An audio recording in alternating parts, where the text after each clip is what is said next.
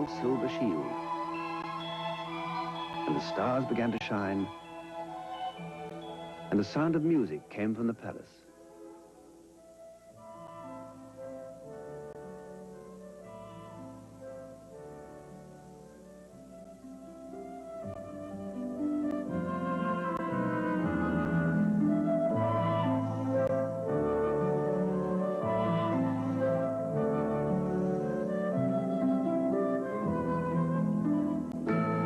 Then 10 o'clock struck, and then 11, and then 12. And at the last stroke of midnight, everyone came out on the terrace, and the king sent for the royal pyrotechnist. Let the fireworks begin. Huh? And the royal pyrotechnist made a low bow and marched down to the end of the garden. He had 6 attendants with him, each of whom carried a lighted torch at the end of a long pole. It was certainly a magnificent display.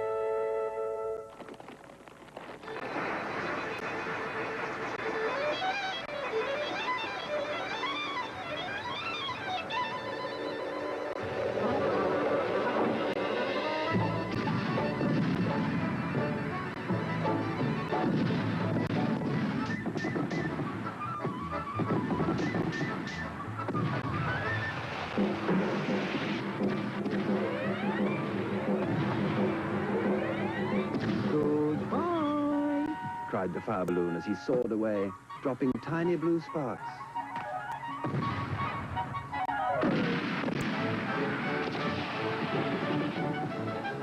Everyone was a great success, except the remarkable rocket. He was so damped with crying that he could not go off at all. The best thing in him was the gunpowder, and that was so wet with tears that it was of no use. I suppose they are reserving me for some grand occasion. No doubt that is what it means. And he looked more supercilious than ever. All his poor relations, to whom he would never speak except with a sneer, shot up into the sky like wonderful golden flowers with blossoms of fire. Cried all the courtiers. And the little princess laughed with pleasure.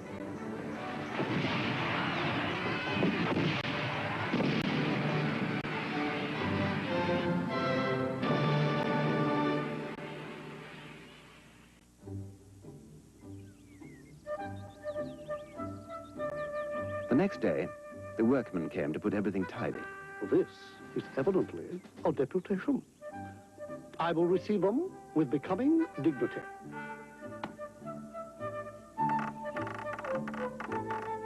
So he put his nose in the air and began to frown severely, as if he were thinking about some very important subject. But they took no notice of him at all, till they were just going away. Then one of them caught sight of him. Hello? What a bad rocket! And he threw him over the wall into the ditch. What? Bad rocket? Bad rocket? He said as he whirled through the air. Impossible. Grand rocket. That is what the man said. Bad and grand sound very much the same. Indeed, they often are the same. And he fell into the mud. It is not comfortable here, but no doubt it is some fashionable watering place, and they have sent me away to recruit my health. My nerves are certainly very much shattered, and I require rest.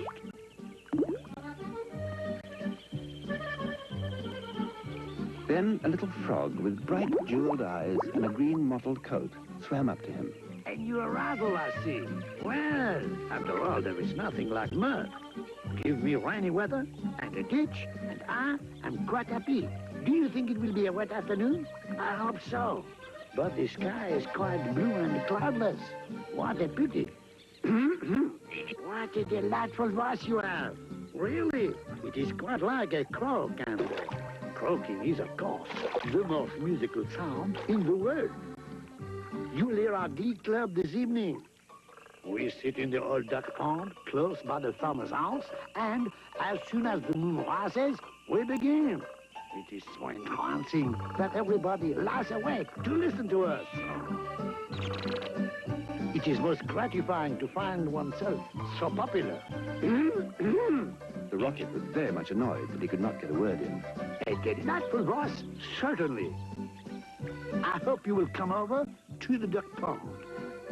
I'm off to look for my daughters. I have 6 beautiful daughters, and I'm so afraid the pike may meet them. He's a perfect monster and will have no hesitation in breakfasting of them. I've enjoyed our conversation very much, I assure you. Goodbye. Conversation indeed. You have talked the whole time yourself. That is not conversation. Somebody must listen. And I like to do all the talking myself. It saves time and prevents arguments. But I like arguments. I hope not. Arguments are extremely vulgar, for everybody in good society holds exactly the same opinions. Goodbye, second time. And the little frog swam away. You are a very irritating person and very ill-bred. There is no good talking to him. Said a dragonfly who was sitting on the top of a large brown bulrush. No good at all, for he has gone away. Well, that is his loss, not mine. I am not going to stop talking to him merely because he pays no attention. I like hearing myself talk. It is one of my greatest pleasures. I often have long conversations all by myself, and I am so clever that sometimes I don't understand a single word of what I am saying. Then you should certainly lecture on philosophy, said the dragonfly, and he spread a pair of lovely gauze wings and soared away into the sky. How very silly of him not to stay here. I'm sure he has not often got such a chance of improving his mind. However, I don't care a bit.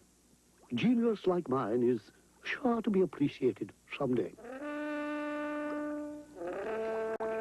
And he sank down a little deeper into the mud. Quack!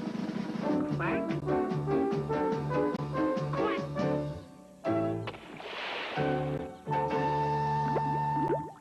After some time, a large white duck swam up to him. She had yellow legs and webbed feet, and was considered a great beauty on account of her waddle. Quack, quack, quack. What a curious shape you are. May I ask, were you born like that, or is it the result of an accident? It is quite evident that you have always lived in the country. Otherwise, you wouldn't know who I am. However, I excuse your ignorance. It would be unfair to expect other people to be as remarkable as oneself. You will no doubt be surprised to hear that I can fly up into the sky and come down in a shower of golden rain. I don't think much of that, as I cannot see what use it is to anyone. Quack, quack, quack. Now, if you could plough the fields like the ox, or draw a cart like the horse, or look after the sheep like the collie dog, that would be something.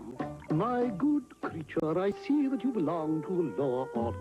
I shall probably go back to court, for I know that I am destined to make a sensation in the world. I had thoughts of entering public life once myself. There are so many things that need reforming. Quack, quack, quack, quack, quack. I am made for public life, and so are all my relations, even the humblest of them. Whenever we appear, we excite great attention. I have not actually appeared myself, but when I do so, it will be a magnificent sight. As for domesticity, it ages one rapidly and distracts one's mind from higher things. Oh, the higher things of life. How fine they are. That reminds me how hungry I feel. And she swam away down the stream, saying, Quack, quack, quack. Quack, quack, quack, quack, quack. Quack, quack, quack, quack, quack. Quack, quack, quack. Come back! Come back! I have a great deal to say to you. but the duck paid no attention to him. I am glad that she has gone. She has a decidedly middle-class mind.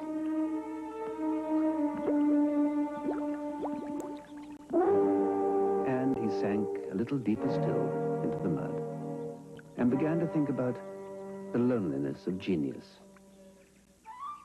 When suddenly, two little boys came running down the bank with an old iron pot and some kindling wood.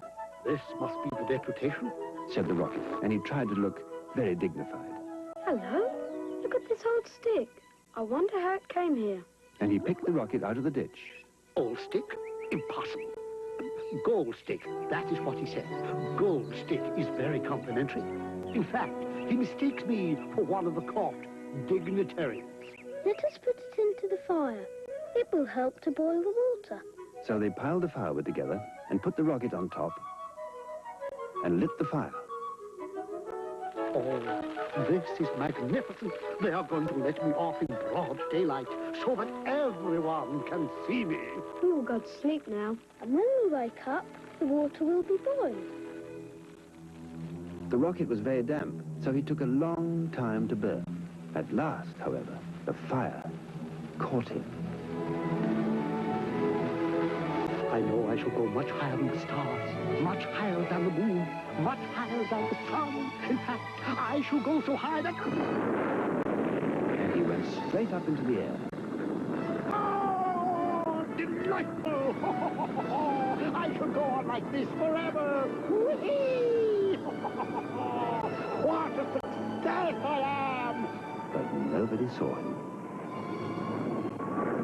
Then he began to feel a curious tingling sensation all over. Now I'm going to explode. I shall set the whole world on fire and make such a noise that nobody will talk about anything else for a whole year.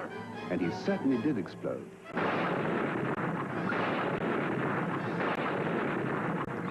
But nobody heard him, not even the two little boys, for they were sound asleep.